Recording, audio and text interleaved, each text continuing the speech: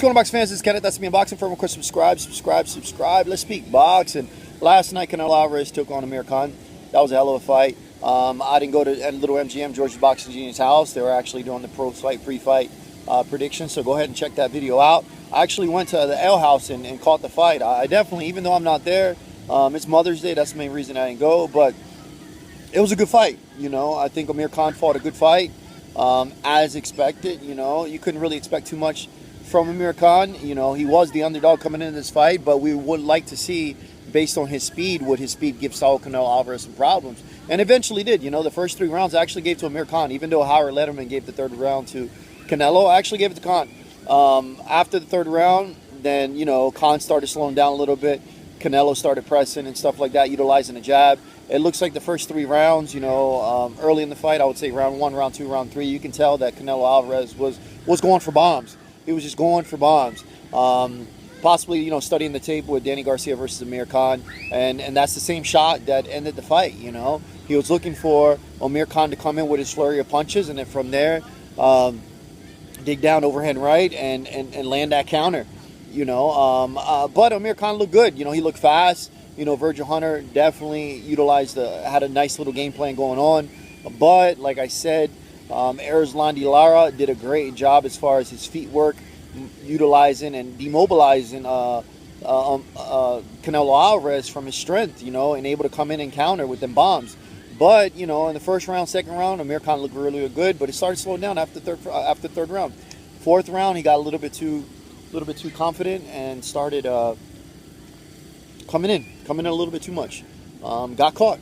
He got caught twice previously, but he was able to shake that off. That's perfectly fine. But once you get caught with a bomb right there on the chin right here, this little line right here, you get caught, forget about it. That's lights out for anybody.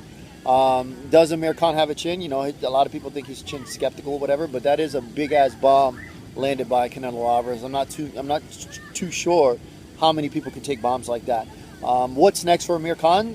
Besides the 13 million, it's a win-win situation. He did win 13 mil. He can come down to 147, the welterweight division, and take on the big dogs. Get a rematch from Danny Garcia. Take on the winner of Keith Thurman versus Sean Porter. That's going to be a hell of a fight.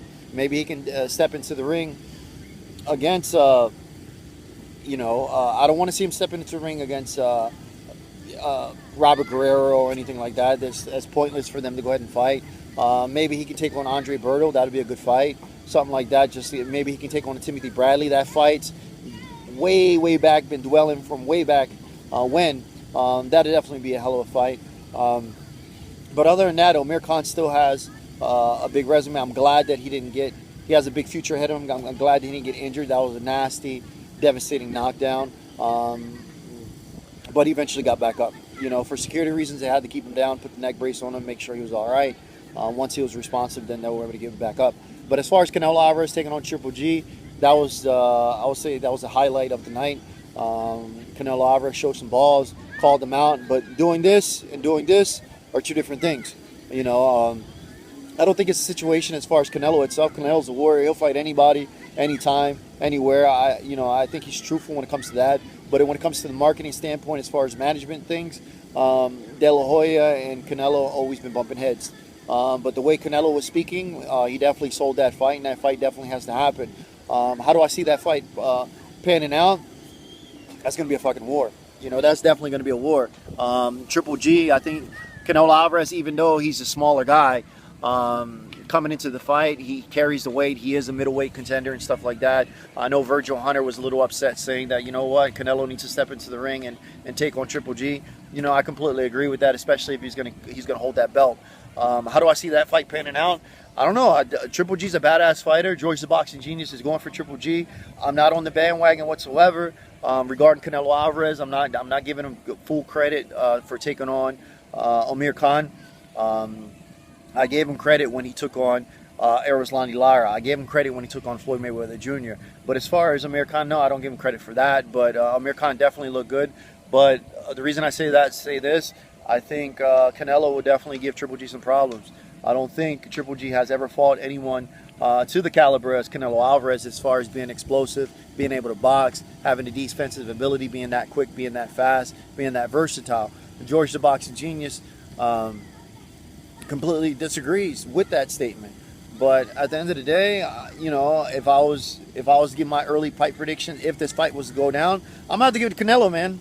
You know, Triple G's a monster, but we really haven't seen Triple G get tested. We really haven't seen Triple G fight anyone to the caliber.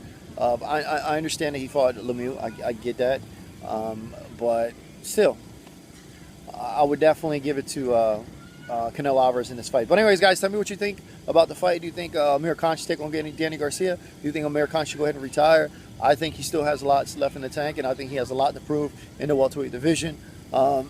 Anyways, guys, Kenneth, SBM Boxing. For more, subscribe. Have a good one.